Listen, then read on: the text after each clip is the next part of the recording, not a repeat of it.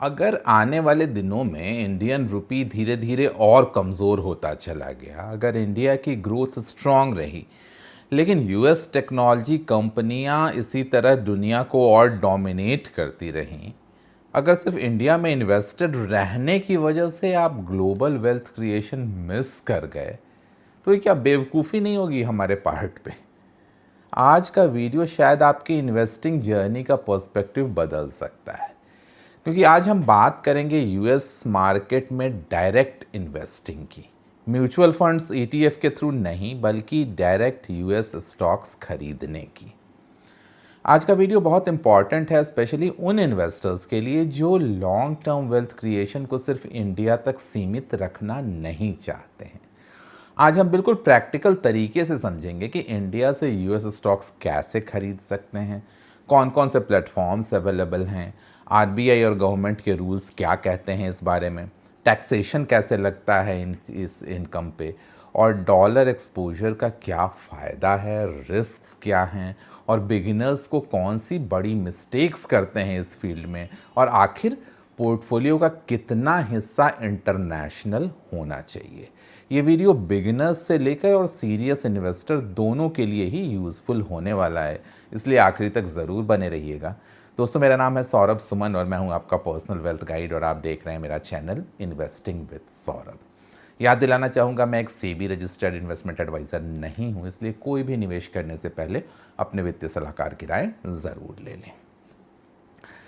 पहले समझते हैं ये इंटरनेशनल डाइवर्सिफिकेशन की ज़रूरत क्यों है। सबसे इम्पॉर्टेंट सवाल तो यही है।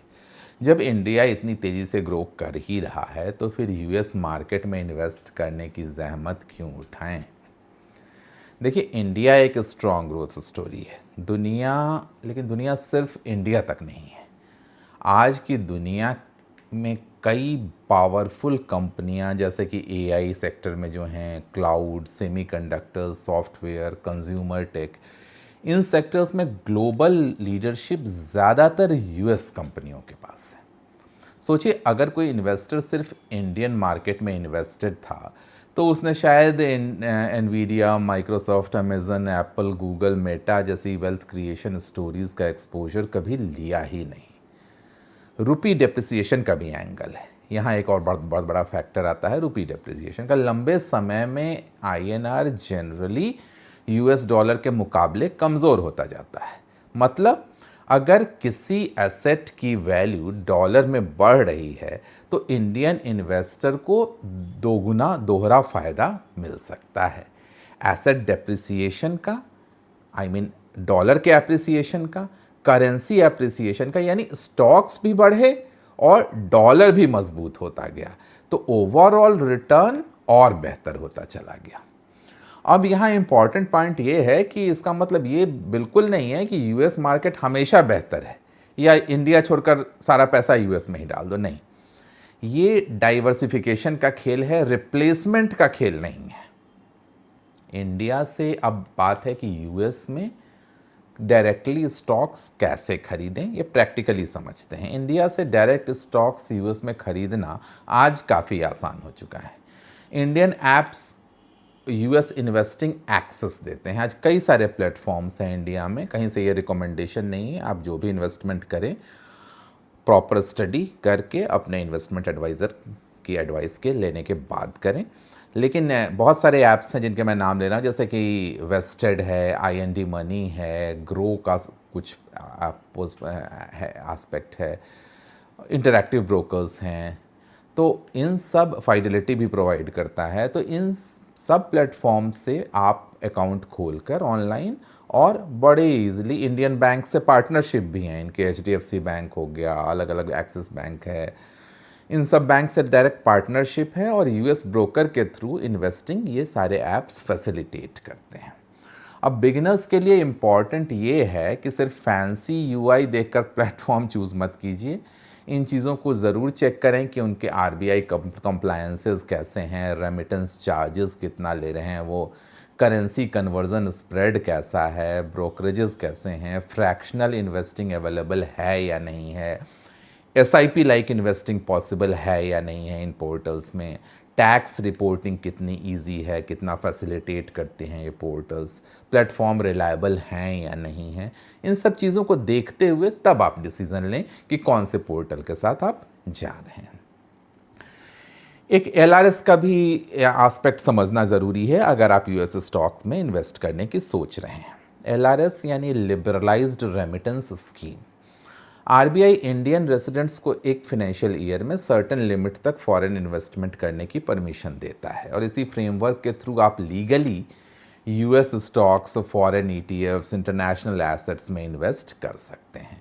अब इम्पॉर्टेंट क्लैरिफिकेशन ये समझना ज़रूरी है कि यूएस इन्वेस्टिंग का मतलब सिर्फ स्टॉक पिकिंग नहीं, ये एक्चुअली आपको करेंसी एक्सपोजर भी दे रहा है डॉलर में, इंटरनेशनल रेगुलेशन, टैक्सेशन भी लगते हैं और ग्लोबल मैक्रो इकोनॉमिक्स, इन सब का कॉम्बिनेशन है।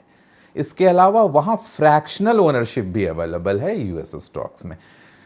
कई लोग सोचते हैं कि एप्पल या अमेज़न तो बहुत महंगे स्टॉक्स होंगे, लेकिन अच्छी बात यह है कि आज फ्रैक्शनल इन्वेस्टिंग अवेलेबल है। मतलब आपको पूरा एक शेयर खरीदना ज़रूरी नहीं है, आप एक शेयर का भी एक फ्रैक्शन या बहुत छोटा सा हिस्सा खरीद सकते हैं। अगर किसी स्टॉक की प्राइस $300 है तो ज़रूरी नहीं कि आप पूरे $300 इन्वेस्ट करें एक शेयर खरीदने के लिए। लेकिन यही बिगिनर्स की सबसे बड़ी गलती भी करते हैं। यूएस इन्वेस्टिंग को फॉरेन एक्साइटमेंट बना देते हैं और फिर blindly trending AI stocks, meme stocks या सोशल मीडिया हाइप के पीछे भागने लगते हैं। सबसे बड़ी गलतियां जो इन्वेस्टर्स हमारे कर देते हैं कि सिर्फ फेमस कंपनी खरीदना ही काफ़ी नहीं होता है। हर फेमस कंपनी अच्छी इन्वेस्टमेंट नहीं होती। ग्रेट बिजनेस का मतलब हमेशा ग्रेट वैल्यूएशन नहीं होता है। आपको वैल्यूएशंस देखने हैं तभी उसमें इन्वेस्टमेंट का प्लान करना है।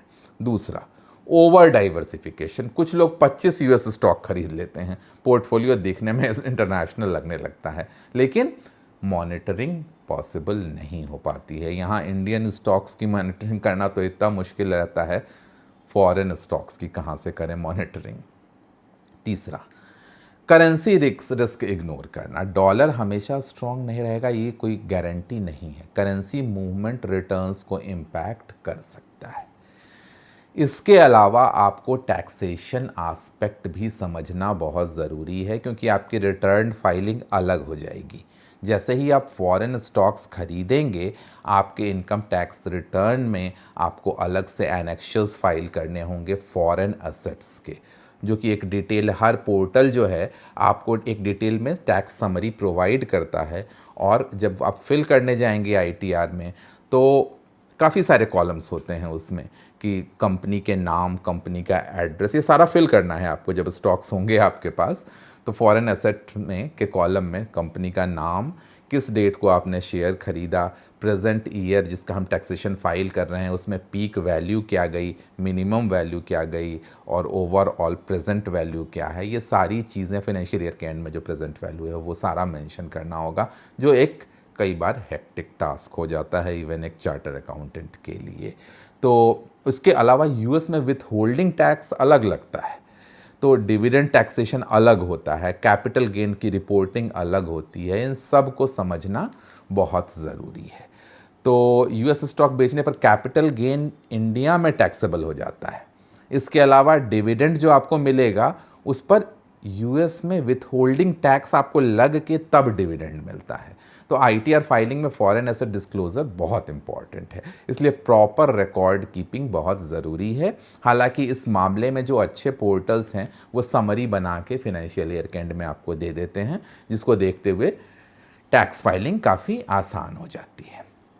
तो अगर आपका फॉरेन एलोकेशन बड़ा हो रहा है तो आपको सीए की गाइडलाइंस लेना ज़्यादा हेल्पफुल हो सकता है। अब आता है कि क्या डायरेक्ट स्टॉक बेटर है या इंटरनेशनल म्यूचुअल फंड। सबसे interesting debate, direct US stock versus international mutual funds.